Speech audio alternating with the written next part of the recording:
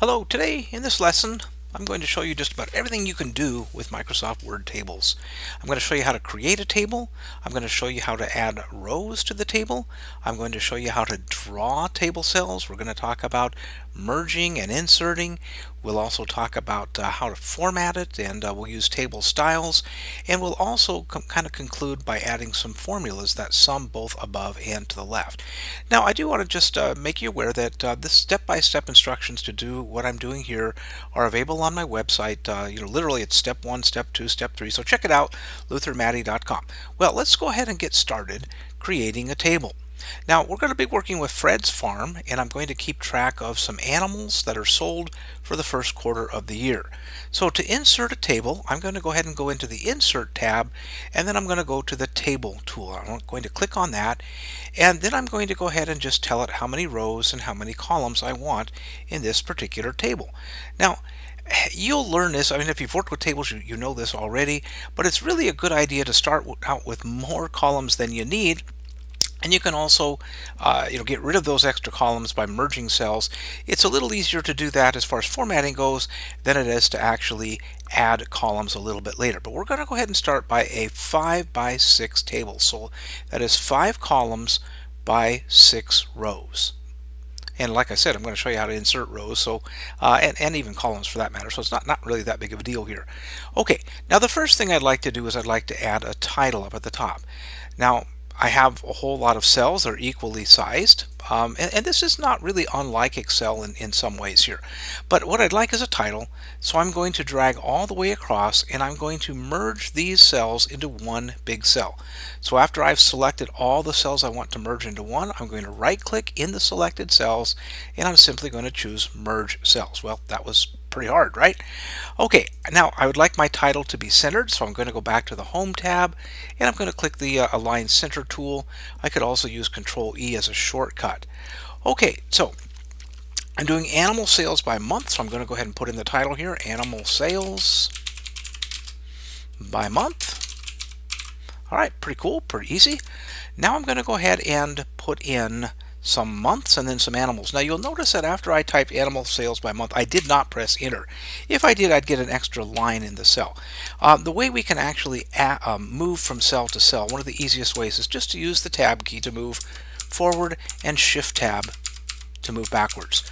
Alright, so after I've done animal sales by month, I'm going to go ahead and press tab a couple of times, and here I'm going to go ahead and put in Jan for January and Feb for and Mar, and then total. Alright, I'm going to tab over here, and I'm going to go ahead and put in cows, and I'll just go down because I don't want to tab all the way across here. Horses, and pigs, and chickens. Now, I tabbed all the way across just to show you that you could, but here we run into a little bit of a problem. I want a total row just like I have a total column. Now I could go through the whole insert process, but the cool thing about Microsoft Word is that if I just tab over and I get to the last cell in the table, boom, it creates a new table row for me. So I'll go ahead and type total here. Okay, now I can go ahead and start putting in some numbers. Now don't worry about the alignment. It'll kind of fix itself as we go. So I'm going to start with 200 cows for January and 300, and I'll go ahead and fill in the data here. I won't make you watch the whole thing here.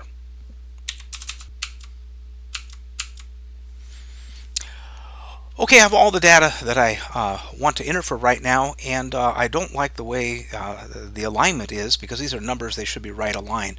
So I'm going to select all the cells that I want to be right aligned, all the number cells. I don't want to do the month names in total. And then I could just go right into the Home tab again and choose Align Right. Okay, that looks a little bit better. Now I'm ready actually to go ahead and put in a formula here, because what I'd like it to do is I'd like it to total up all of the values for January and put the total right there. Well, I'm going to go into the Table Layout tab, and from the Table Layout tab I'm going to choose Formula. Now Excel is smart enough to figure out that, hey, there's a bunch of numbers above this particular cell. Probably he wants to sum everything above, and I do. So I'll go ahead and click OK here. I'll tab over. I can go ahead and click here again. Again, it's doing a sum above. I'll go over tab again, It still thinks I'm doing a sum above. Now, when I get up here to the grand total, though, let's see what it does. It's not sure what I'm doing here. It says sum left. Well, actually, that would work, but I want to go ahead and stay consistent here so that the formula on the total row is all above. Okay, and I'll click OK. And of course, right now, nothing there. Okay, now I'm ready to put in the formulas for the total cows. So I'll go back to formula. It says, okay, sum left. That's good. Perfect. Exactly what I want. And I'll go in here and I will do formula again. Now it gets a little haywire. It doesn't not quite sure what I'm supposed to do or what it wants to do. So I'm just going to double click on above and change it to left. And I'll have to do that for the next two as well. So I come down here to formula and put in left. And one more. Now, while I'm doing this here, you may or may not have seen my video on YouTube about just working with formulas. That just talks specifically about formulas. This one is including much more than just formulas here. Okay, now notice that when I put in the other totals here, my grand total did not update.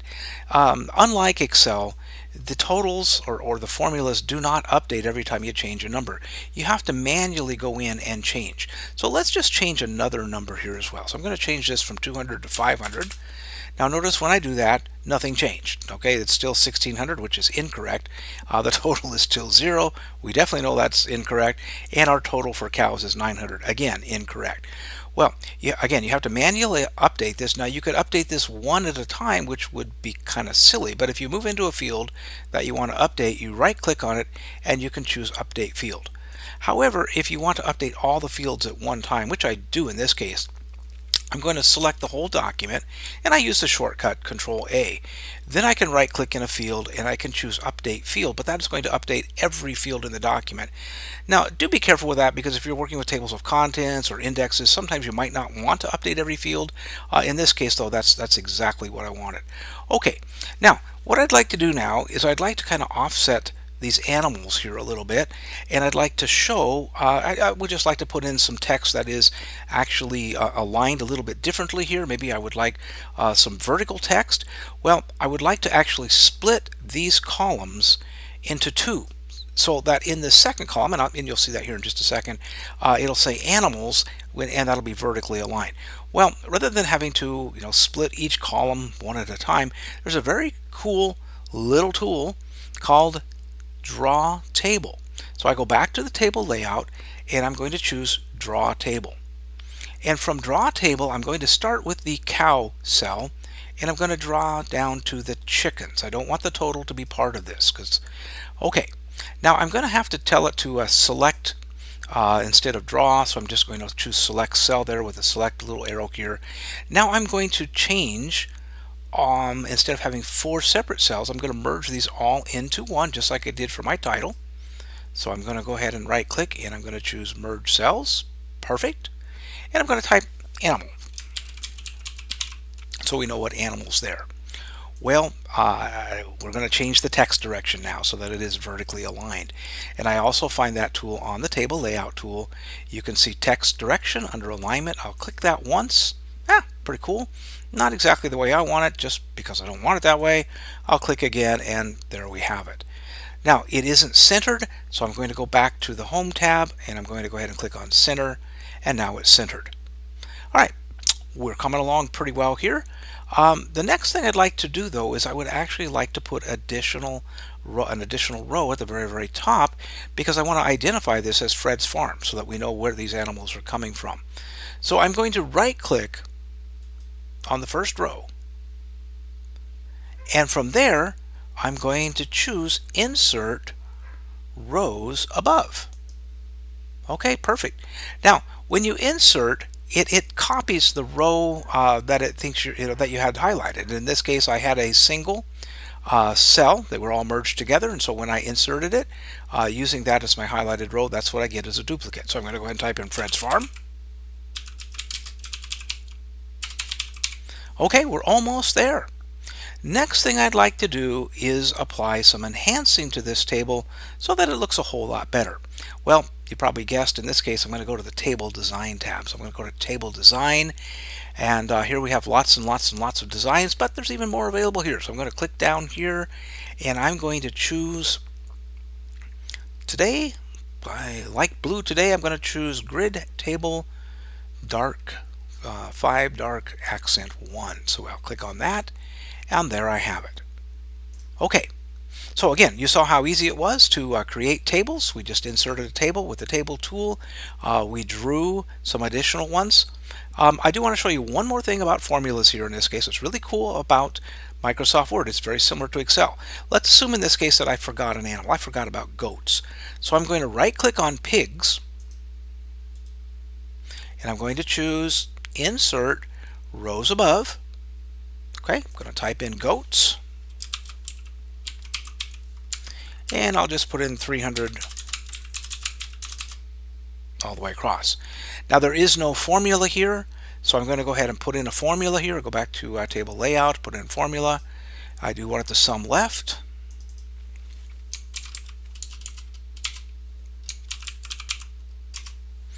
Okay, now notice though, goats are not there. And if you could do your math real quick, you could see that it's not there. But because we use sum above, if I update that field, it will update. Now I'm going to go ahead and use that shortcut again, Control A, and I'm going to right click in a field and choose Update Field.